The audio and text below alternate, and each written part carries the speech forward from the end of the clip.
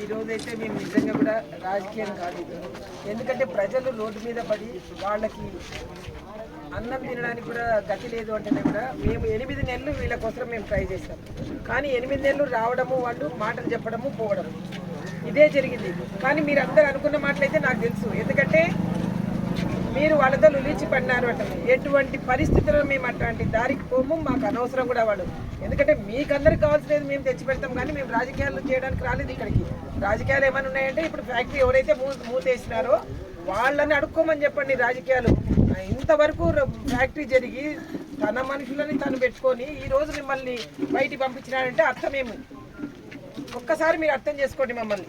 ఇంకోటి కూడా ఏమంటే, ఫ్యాక్టరీ మూతపడినప్పుడు మన క్వారీ ఎట్లా జరుగుతుంది అంటే వాళ్ళకి జీతాలు ఇస్తున్నారు, మీకు జీతాలు ఇవ్వడం అంటే మీ కడుపు కొడుతున్నారు. ఈ రోజు ఆ క్వారీని కూడా మేము బంద్ చేయించాం.